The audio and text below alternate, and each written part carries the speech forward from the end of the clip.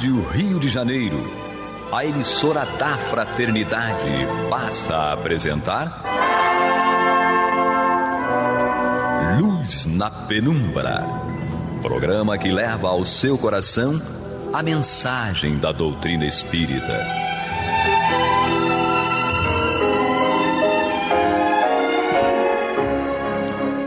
E com vocês, André Afonso Monteiro, para o estudo do livro A Gênese, da obra codificada por Allan Kardec.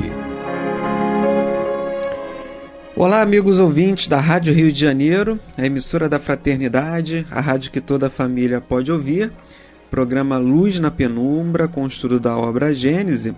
Hoje nós vamos reiniciar o nosso estudo a partir do item 40 do capítulo 11, A Gênese Espiritual, e nós estamos estudando o subitem A Raça Adâmica.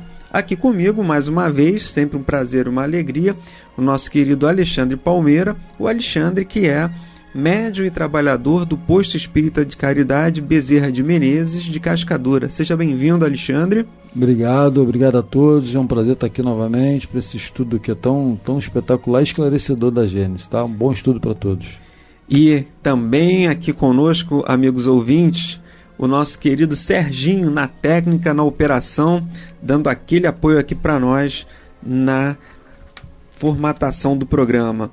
Amigos ouvintes, nós vamos hoje reiniciar o nosso estudo a partir do item 40. Diz Allan Kardec: Adão e seus descendentes são representados na Gênesis como homens essencialmente inteligentes, uma vez que, desde a segunda geração, edificam suas casas, cultivam a terra, trabalham metais. Seus progressos na arte e nas ciências foram rápidos e constantemente sustentados. Não se caberia, pois, que essa estirpe tivesse por descendentes povos numerosos tão atrasados de uma animalidade que perdessem todo o traço e até a menor lembrança tradicional do que faziam seus pais. Uma diferença tão racial nas aptidões intelectuais e no desenvolvimento moral atesta como não menos evidência uma diferença de origens. Então, Alexandre, aqui Kardec ele vai traçar continua falando sobre essa questão de Adão e da sua descendência, apresentados na Gênese, né, como homens de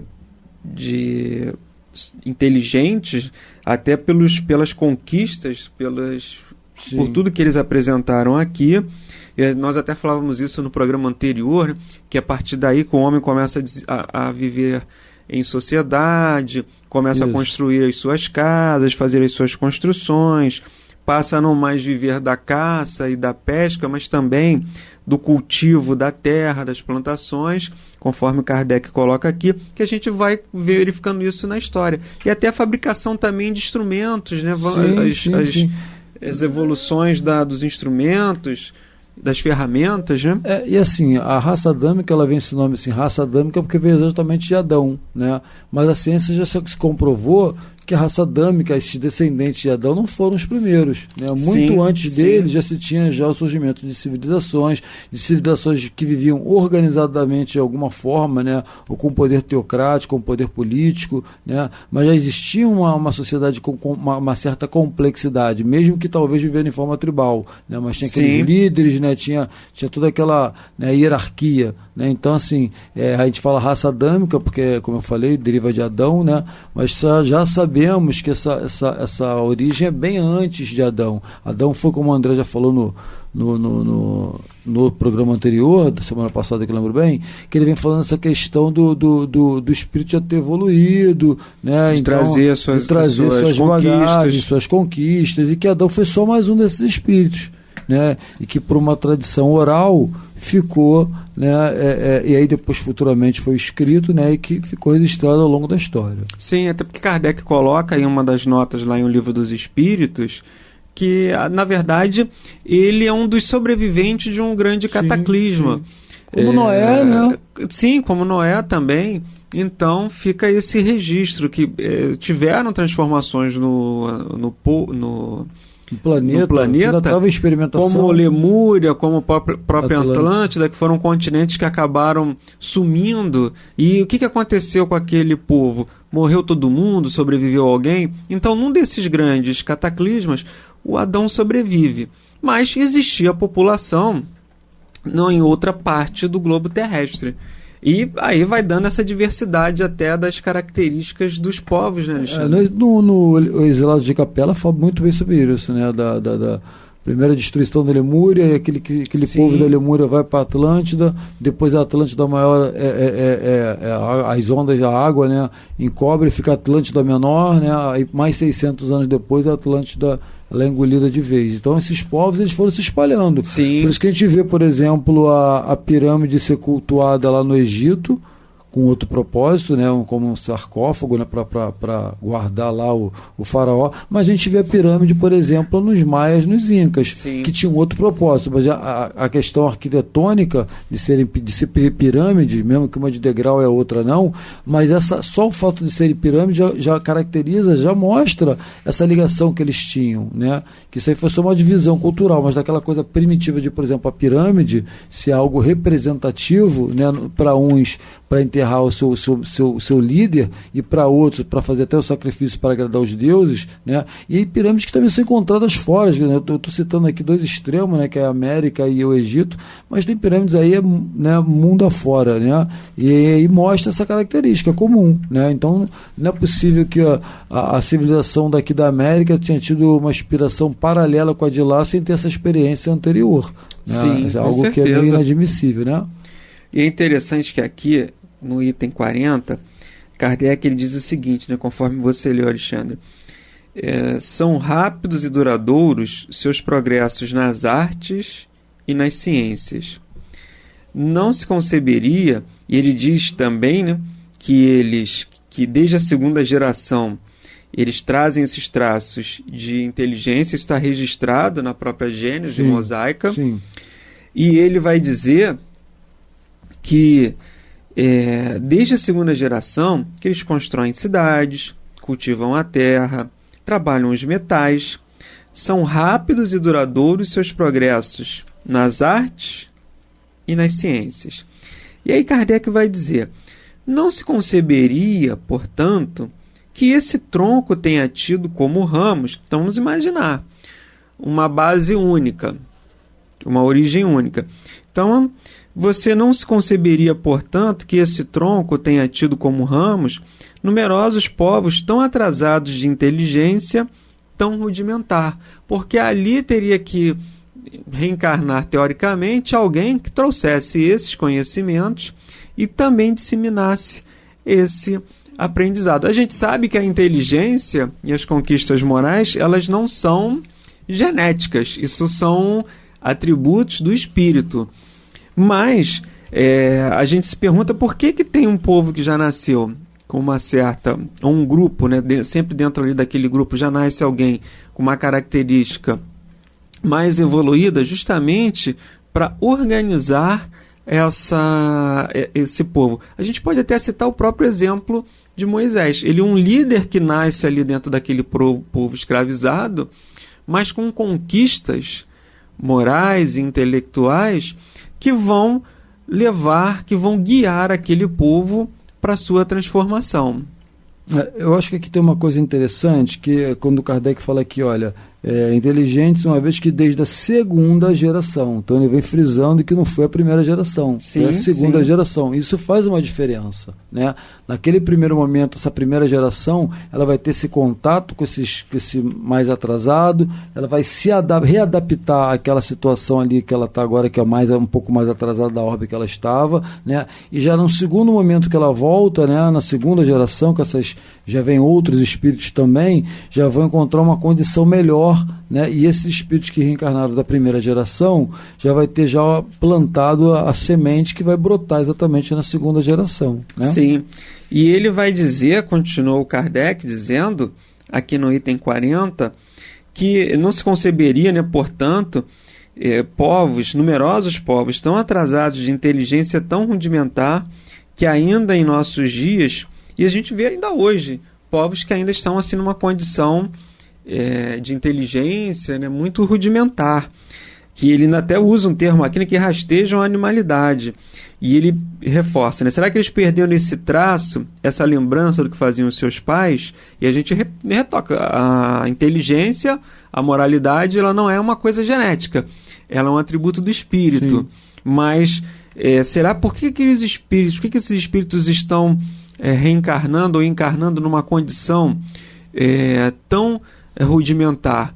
Porque a gente vê, né, Alexandre, isso se explica também, o próprio Kardec vai explicar, e já explicou isso aqui antes, ele explica isso em A Gênese, que é na migração e imigração dos espíritos, na imigração e na imigração.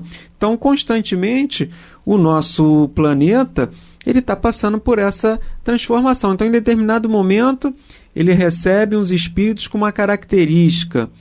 Só que o nosso planeta ele é considerado um planeta escola, um planeta hospital, em que as pessoas estão aqui curando as suas enfermidades espirituais e estão também desenvolvendo aprendizado. Então, tem a escola, toda a escola tem os alunos, o Alexandre é professor, né, Alexandre? De geografia, não é isso? História. Então, na escola tem o aluno, mas se deixar só o aluno ali, eles não vão aprender nada, né? Sim, tem que ter alguém para ensinar. Então, sempre no seio dos povos, via de regra, eles vão ter que ter esse contato com alguém que venha trazer o progresso, o estudo, as questões morais, as condições mínimas. Você vê que tem povos que não têm, às vezes, condições mínimas de higiene, que não têm ainda essa situação. Então, eles vão ter que ter um contato com algum outro integrante dessa sociedade para dar uma noção mínima ali, apresentar para eles condições mínimas de uma vida adequada. Não é que vai mudar a característica e nem a cultura. Mas nós vamos fazer um pequeno intervalo e retornaremos em instantes, e aí o Alexandre comenta isso. Você está ouvindo pela Rádio Rio de Janeiro o programa Luz na Penumbra, com estudo de A Gênese, na apresentação de André Afonso Monteiro. Então, Alexandre, nós falávamos dessa questão, né, que Kardec comenta, porque povos com uma inteligência tão rudimentar, e nós falávamos dessa emigração e imigração de espíritos que acontece, mas que vem espíritos muitas vezes numa condição ainda inferior dessa intelectualidade, que foi o que aconteceu aqui conosco. Nós estávamos numa fase primitiva, e aí precisávamos avançar. E como é que nós vamos avançar? Precisa reencarnar alguém aqui com uma condição superior à nossa para nos ensinar aquilo que nós precisamos, tanto do ponto de vista moral como do ponto de vista intelectual, que foi o que aconteceu com os espíritos oriundos de Capela. E na nossa sociedade, a gente precisa desse contato para sempre vamos ter um contato com uma civilização que já esteja mais avançada, com um povo que esteja mais desenvolvido.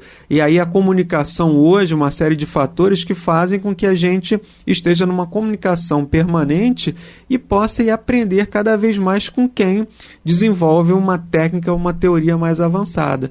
Mas esses povos precisaram desse contato, e quando esses 4 grandes povos, cada um deles tem uma característica que nos ajuda a desenvolver.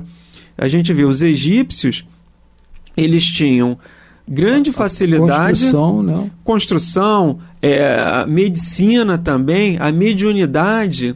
Era um povo que trabalhava muito magnetismo, grandes médiuns.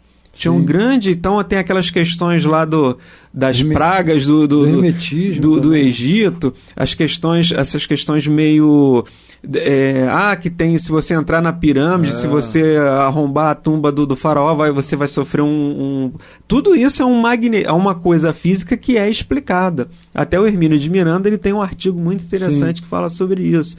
Mas então o egípcio ele vinha com uma característica muito grande na questão da cura, da medicina e também do magnetismo. Então, qual é a missão dele? É encarnar entre nós e espalhar esse entendimento entre nós.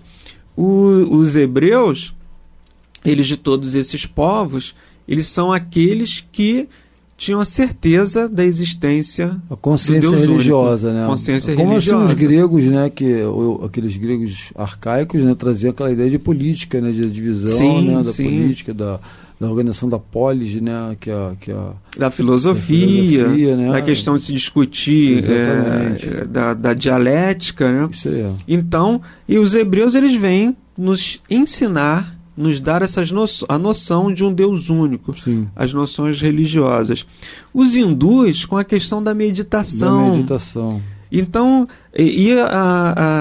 a família indo-europeia, eles vieram, talvez, eram assim, os mais lógicos e racionais de todos, mas são aqueles que vêm com a missão de se espalhar, e o Emmanuel até coloca isso no livro, foram os únicos que, teoricamente, você vê que os egípcios viveram ali entre eles, os hindus, de alguma maneira, vivem entre eles, e os hebreus também têm, assim, uma questão bem fechada ali, de difícil, não é de difícil, né, mas eles vivem, se relacionam bem entre eles, e num primeiro momento também eles tinham essa dificuldade, quando a gente vê até na questão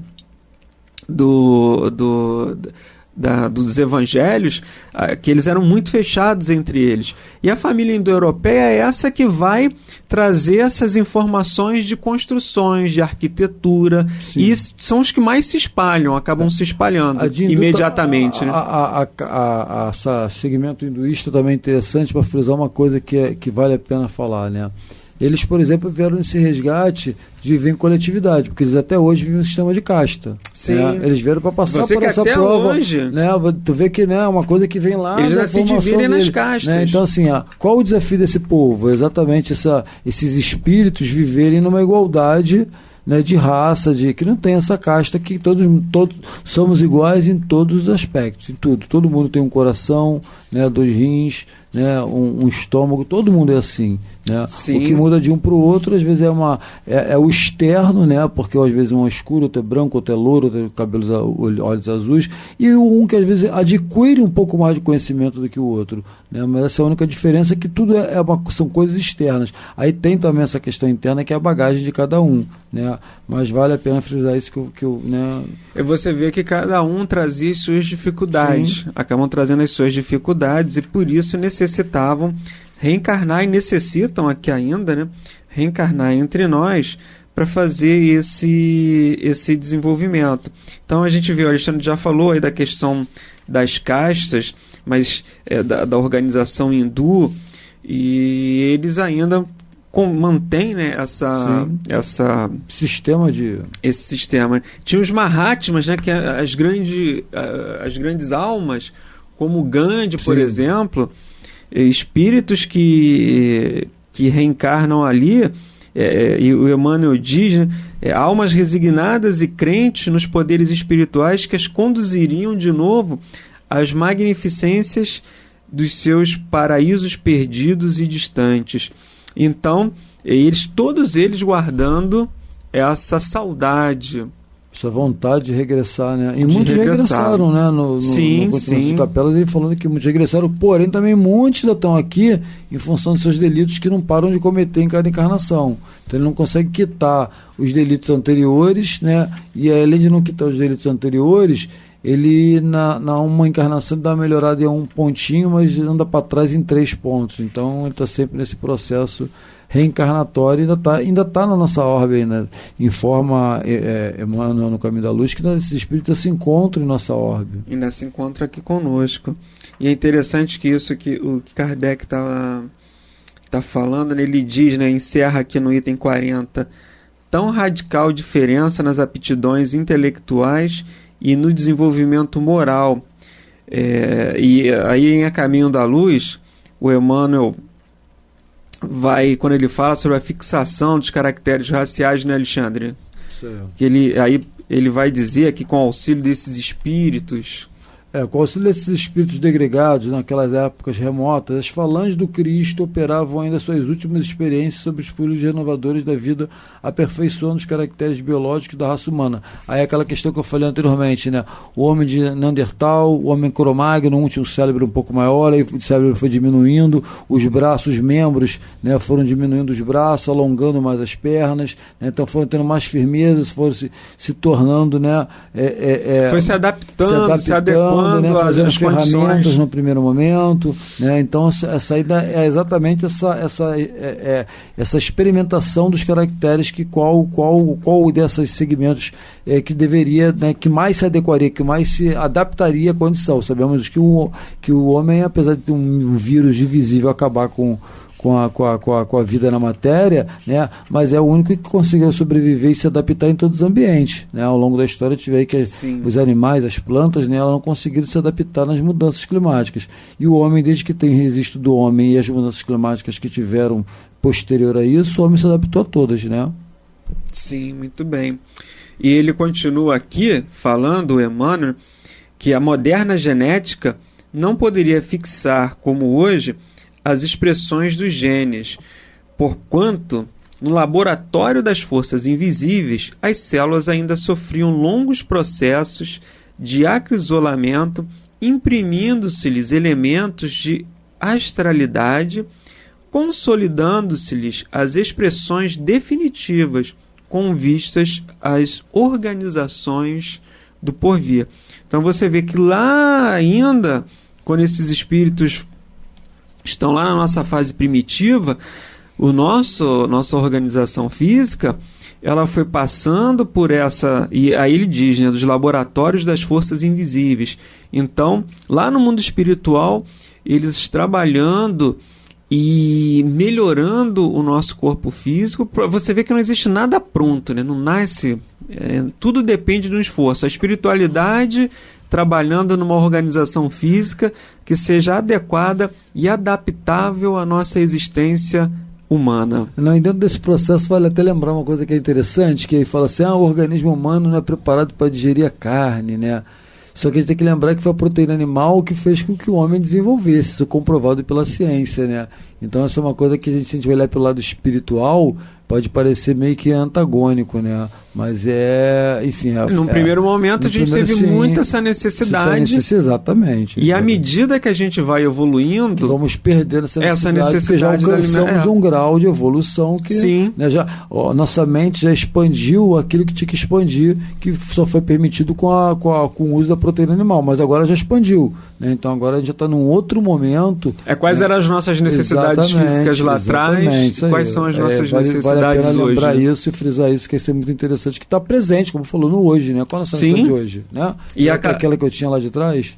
Sim, a cada momento as nossas necessidades, essas necessidades mais materiais, mais grotescas, elas vão diminuindo, porque por mais que a gente já tenha atingido uma organização física, a gente continua nessa constante mudança e se adaptando cada vez mais de acordo com essa nossa evolução. Então, a gente, daqui a pouco, as nossas doenças eram umas na nossa existência. Hoje, nós temos outro tipo de doenças e, quer dizer, aquelas desapareceram, mas retomaram outros novos vírus, outras novas bactérias, porque isso é de acordo com o nosso momento. Então, isso é interessante, porque isso a gente está falando de uma questão macro, né, da continuidade das vidas, nas suas reencarnações, mas no micro também. Sim. Né? Quantas vezes a gente faz um planejamento com 20 anos e com 40 anos você não dá continuidade naquele planejamento? Mas não porque você não quis, porque aquela pessoa que você fez o planejamento com 20 anos não é mais essa mesma pessoa que está com 40 agora. Não né? Pensamento não é mais o mesmo. Não é mais o mesmo. Então mudou o planejamento. Então, mas você desistiu daquilo que você almejava? Não, na verdade eu amadureci para o outro lado e não amadureci, enfim, mas eu não sou mais aquele que tinha aquelas pretensões. Eu já sou uma pessoa que... isso aí no micro, né? Na vida também cotidiana. Isso é interessante, né? Sim, com certeza. Então, amigos ouvintes, nós já estamos aqui caminhando para o final do nosso programa de hoje, enaltecendo aqui esse trabalho de pesquisa que o nosso codificador fez, esse estudo, fazendo esse comparativo com a Gênese mosaica, com esse período nos trazendo as reflexões de um ponto de vista racional, de um ponto de vista lógico, sobre essa ideia da raça adâmica. Então, nós estamos chegando ao final do programa de hoje, desejando a todos muita paz em seus corações e até a próxima semana, se Deus quiser. Até a próxima semana. Deus todos permaneçam com Deus. Deus todos permaneçam com Deus. Deus todos permaneçam com Deus. Deus todos.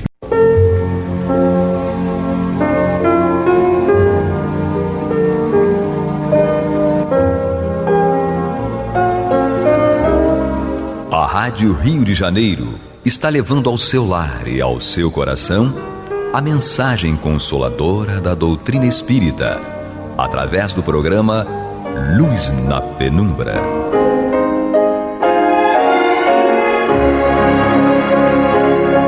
E agora com vocês, Nádia do Couto Vale, para comentar o céu e inferno ou a justiça divina segundo o Espiritismo, da obra codificada por Allan Kardec.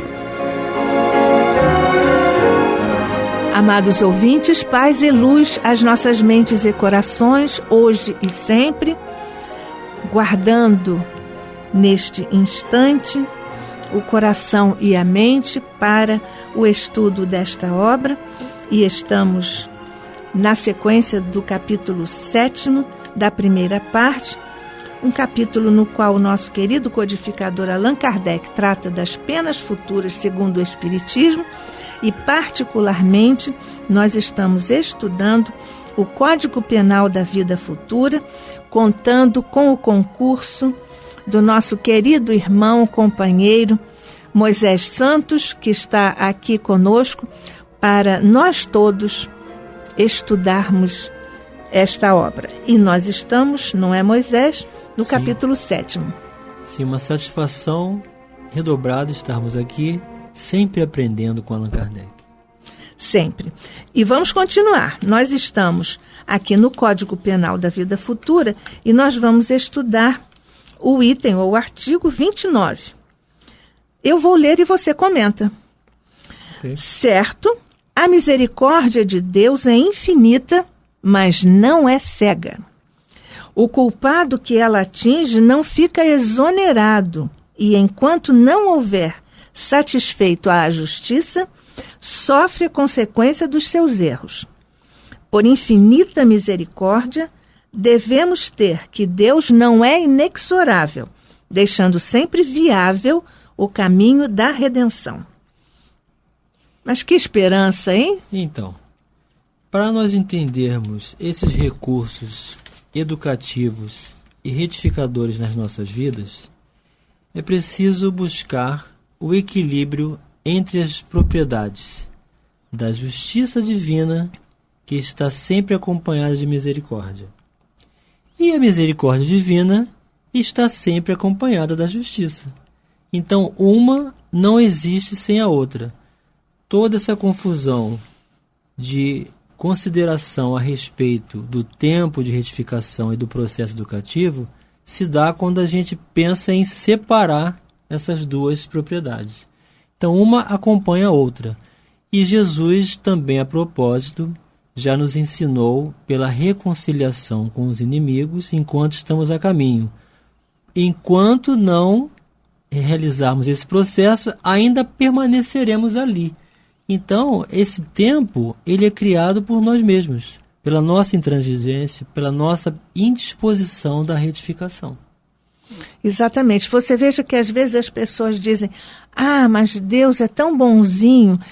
Primeiro que Jesus jamais aceitaria que Deus é bonzinho. Ele próprio disse: bom é o Pai. Ele rejeitou para si mesmo, digamos, a alcunha ou a qualificação, o qualificativo de bom. Ele disse: bom é o Pai que está nos céus. E nós vemos que um dos atributos da divindade é a bondade, é o amor. E nós também achamos que haver ou ter misericórdia é dispensar o outro de corrigir o seu erro, né? Isso está dito aqui com todas as letras que não é possível. Sim, porque quando nós nos comprometemos com as leis divinas, existe não só essa disjunção dessa conexão com as leis naturais, como também geralmente elas se vinculam às pessoas. Então é possível que haja o perdão daqueles com os quais nós prejudicamos, mas ainda reside em nós a necessária retificação e exposição às consequências dos nossos equívocos para que ocorra a aprendizagem. Então, muitas das vezes, o que nós provocamos no outro precisa acontecer conosco para que possamos aquilatar o mal que, porventura, temos feito ao outro. Nós só vamos aprender o que o outro sente, porque quem faz o mal, ele não calcula como o outro se sente.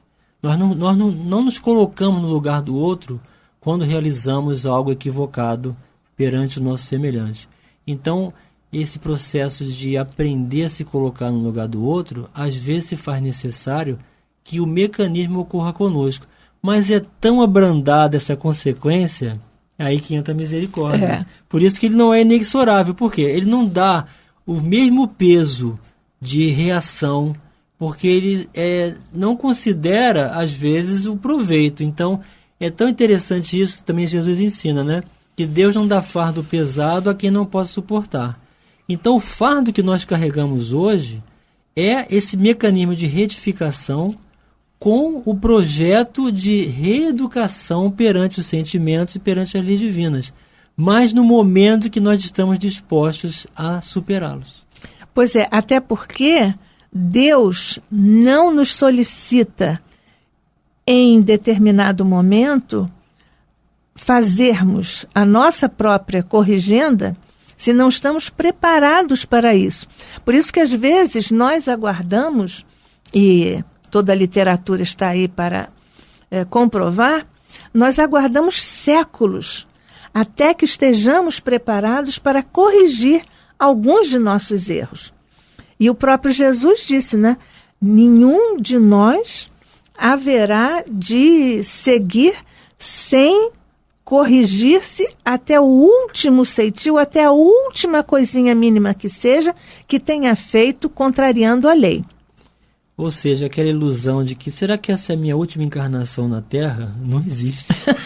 Nós não podemos pensar assim, porque existe tanto progresso a ser realizado adiante, existe tanta retificação a ser feita, mas só em potencializarmos-nos pelo esforço e buscarmos o sentido de vida já no padrão renovador, nós já estamos no processo de retificação e tudo que vai surgir será no momento em que pudermos ter sucesso. Isso é misericórdia. Exatamente. Até porque nós podemos trocar a dor pelo trabalho. Não é? Esse é um mecanismo da misericórdia de Deus. Amém. E corre no movimento espírita a história daquele espírito que encarnou como médium, não é isso? Que ele tinha uma dívida também perante a lei, e vale dizer perante a própria consciência, porque ali está inscrita a lei de Deus, e ele teria que, para sentir o que fez ao outro, ele iria perder um braço. Sim. Mas ele dava muitos passes, ele trabalhava muitíssimo na seara do Cristo, na prática do bem, que ele, em vez de perder um braço, perdeu apenas um dedo. Ele era um serralheiro. Ele era um serralheiro, por conta da sua profissão. Isso iria ocorrer uma espécie de acidente de trabalho, e aconteceu de perder um dedo em vez do braço, porque ele trocou a dor pelo trabalho no bem. Ele tanto se interessou pelo sofrimento do outro, pela dificuldade que o outro atravessava e ajudava o outro. Sim. Então, a parte do caminho da empatia como espírito, ele já estava alcançando. Inclusive foi assim muito comentado na casa espírita como que um trabalhador de tantos anos, de tanta bondade, de tanta permanência de coração ao ideal que abraçou, pudesse perder um dedo. E ver a comunicação para explicar que ele deveria ter perdido o braço, mas como ele estabeleceu um critério de renovação pelo amor, foi abrandada a sua consequência. Exatamente. Por isso, trocou a dor pelo trabalho. Que é uma misericórdia de nosso Pai para conosco. E aí você se situa muito bem, Moisés, enfatizando que Deus não é inexorável. Quer dizer, Ele tem a lei nos rege a todos em igualdade de justiça. Sim. Mas Ele oferece, como está aqui posto, o caminho da redenção. E por isso é que Ele não é inexorável. Pela lei nós temos que nos corrigir, mas isso que foi feito não é permanente. Por isso que aqui mesmo, em O Céu e o Inferno, a Justiça Divina segundo o Espiritismo, nós estudamos que não há penas eternas. Sim. Não é isso? Não há castigos eternos. Isso tudo é temporário para o despertamento da consciência em cada um de nós. E quantos recursos Deus oferece através da família, da oportunidade do trabalho, da convivência com amigos, são as pessoas que nos ensinam a orar desde cedo. Os recursos surgem todos favoráveis simplesmente à questão moral que nos cabe realizar, que é a mudança do nosso caráter. Pois é, e nós aproveitamos isso, ou pelo menos devemos nos esforçar para aproveitar, porque cada momento é portador de um ensinamento proveitoso para a nossa evolução, e sob essa perspectiva, nós devemos, na linha de Jesus, ter olhos de ver. Quando nós fazemos isso, analisamos e avaliamos se devemos ou não incorporar aquilo para a nossa escala de valores e a nossa vivência. Isso não dói. Ou então, ouvidos de ouvir, pelos mesmos motivos, também não dói. Quando nós não fazemos isso, não aproveitamos as companhias que temos, que podem nos ajudar, as situações, as dificuldades, não nos alcançam a sensibilidade, aí nós precisamos de um, digamos assim, beliscãozinho da dor. Porque se nós analisarmos bem, a vida é possuidora de muito mais bênçãos do que de desafios. Exatamente. E nós temos que nos agarrar a essas bênçãos para nos fortalecermos. O Emmanuel tem uma frase nessa linha, num pequeno, grande livro, também pelo Chico Xavier, Atenção. Ele diz, anota as bênçãos de que dispões. Você está ouvindo o programa Luz na Penumbra, com o estudo do céu e o inferno, ou a justiça divina segundo o Espiritismo, da obra codificada por Allan Kardec, na apresentação de Nádia do Couto Vale.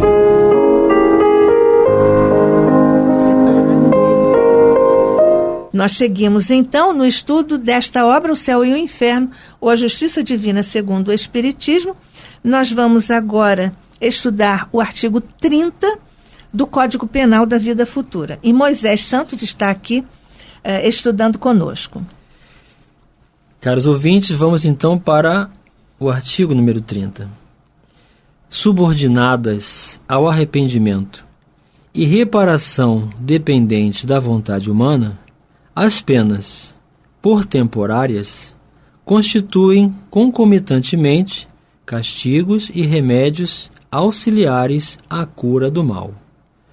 Os espíritos, em prova, não são, pois, quais galés por certo tempo condenados, mas como doentes de hospital, sofrendo de moléstias resultantes da própria incúria, a compadecerem-se com meios curativos mais ou menos dolorosos que a moléstia reclama, esperando alta, tanto mais pronta quanto mais estritamente observadas as prescrições do solícito médico assistente. Se os doentes, pelo próprio descuido de si mesmos, prolongam a enfermidade, o médico nada tem que ver com isso. Pois é. Quer comentar também? Sim, essa questão ele começa falando do arrependimento, né? Eu acho que é primordial realmente o coração se permitir a renovação. São requisitos, São né? requisitos. Se nós não nos dispormos, não houver essa predisposição de reconhecermos como enfermos espirituais, nós ficamos estagnados e iludidos com as coisas da vida. Nós nos distraímos com a vida e vamos acumulando coisas, acumulando aventuras, nos iludindo, nos fantasiando e nos permitindo a condição imediatista que nos afasta dessa reparação. Então é preciso que haja o arrependimento, como ele diz aqui. E aí vem essas consequências, que ele chamou de castigos e remédios auxiliares à cura do mal. Então toda retificação precisa de um agente reparador. E às vezes essa reparação custa e demanda esforços e dificuldades. Modificação do caráter depende de insistência, não é de uma hora para outra que se consegue essa modificação. E todas essas consequências é em função do caráter que sustentamos através de hábitos. Um hábito só é modificado quando nós criamos um novo. Então é interessante isso, nós não precisamos combater a nós mesmos o hábito infeliz, mas conquistar o novo. Redirecionar a energia que nós usamos para o hábito nocivo para o hábito saudável, né? Porque, na verdade, o hábito pode ser nocivo ou saudável. E ele se constrói pela repetição.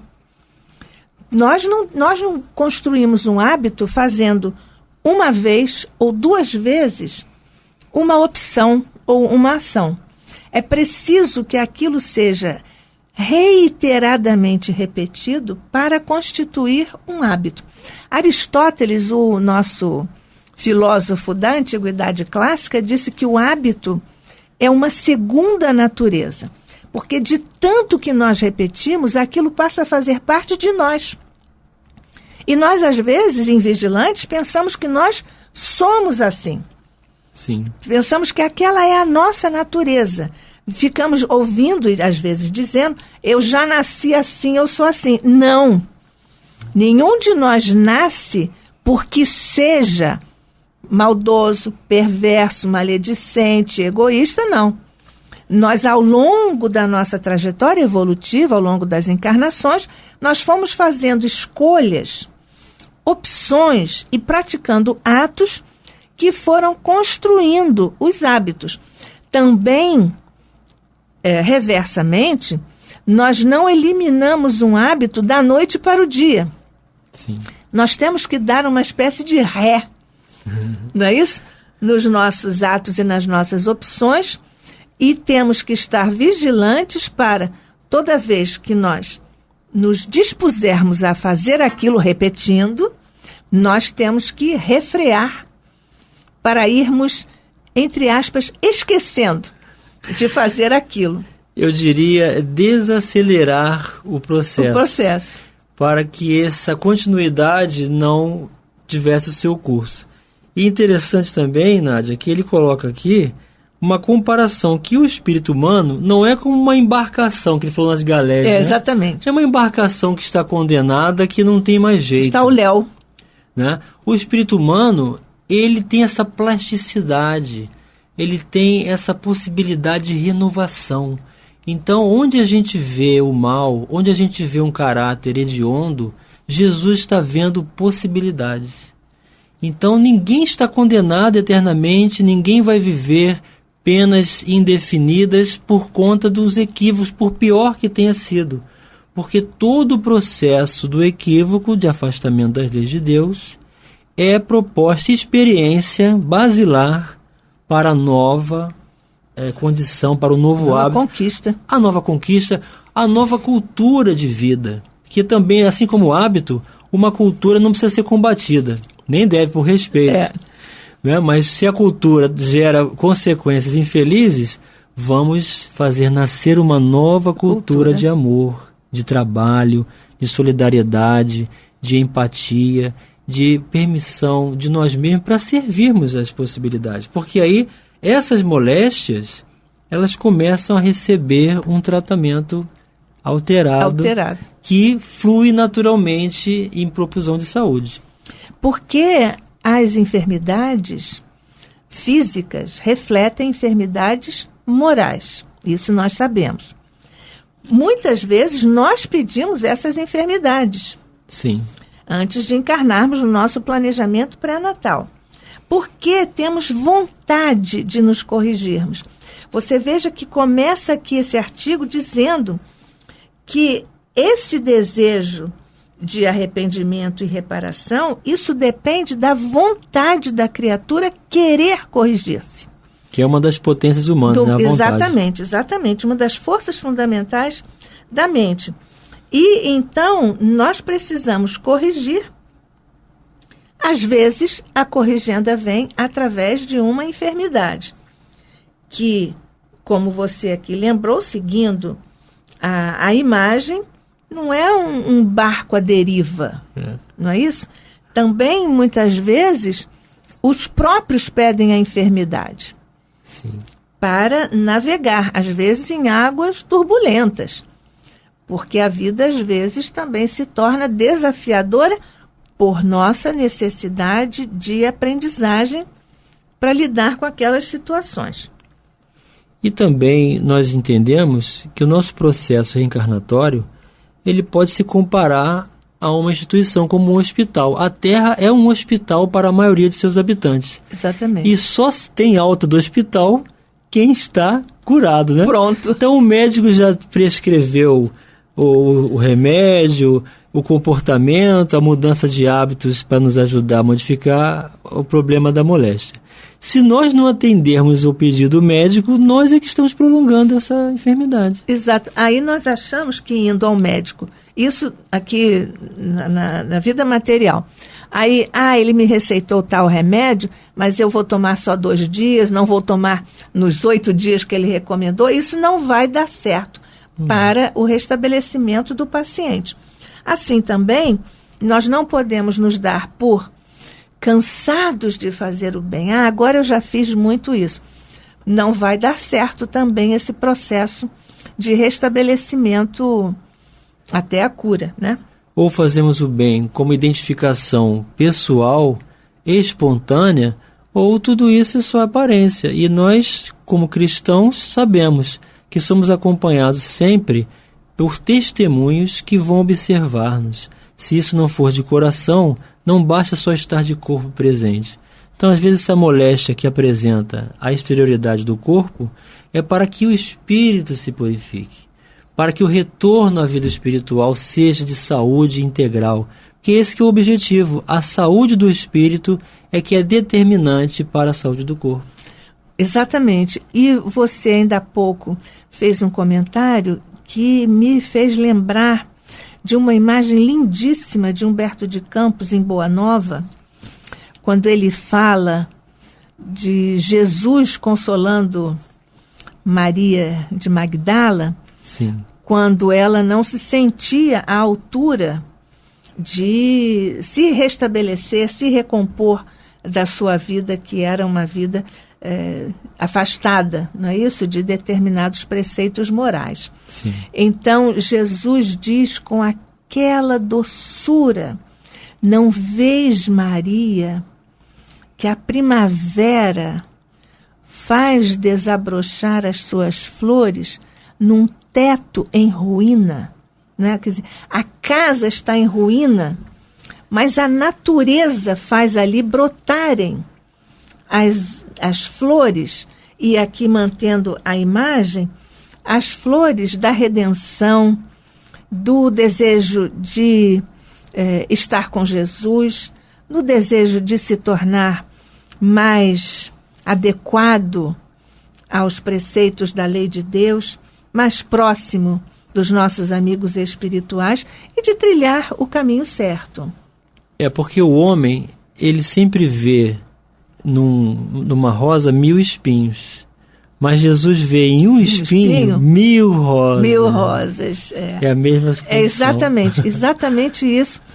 E até, como você também ainda há pouco disse, que Jesus nos vê como um projeto divino, que ainda não se realizou, mas está em vias de realizar-se, mais cedo ou mais tarde, dependendo do nosso esforço em nos tornarmos essas criaturas, esses projetos divinos que somos todos nós, realizados. Já está programada a nossa felicidade lá na frente, né? Nós é que precisamos fazer a administração disso, do projeto que somos, mas por enquanto nós ainda fazemos algumas distrações, digamos assim. É só manter aquele esforço constante no alvo, para que todas as intempéries que surjam não nos tirem desse caminho. Exatamente, não nos tirem do eixo. Vamos permanecer no eixo e, como disse Paulo, prossigamos para o alvo. Assim seja. Moisés Santos, muito obrigada por estarmos aqui juntos, estudando na continuidade aqui o Código Penal da Vida Futura. Muito obrigada, Deus te abençoe. Obrigado. Amigo ouvinte, nós agradecemos também ao seu coração por ter estado conosco, convidando-o para o nosso próximo encontro, se Deus quiser. Que a paz de Jesus permaneça conosco hoje e sempre. Assim seja.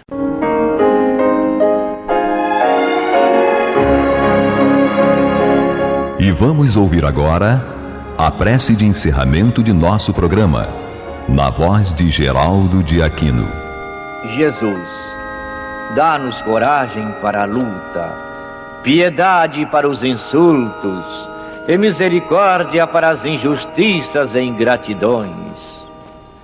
Limpa nossa alma de inveja e ambições mesquinhas, de ódio e de vingança o nosso caminho.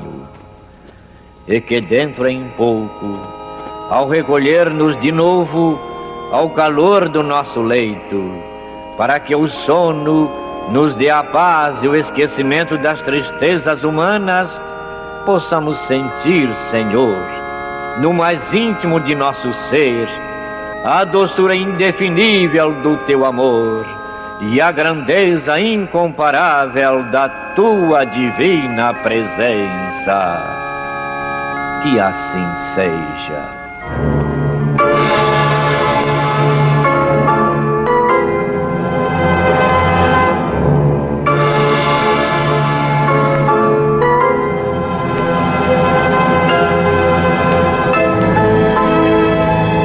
Acabamos de apresentar o programa Luz na Penumbra, que voltará a ser apresentado amanhã às 21 horas nesta emissora.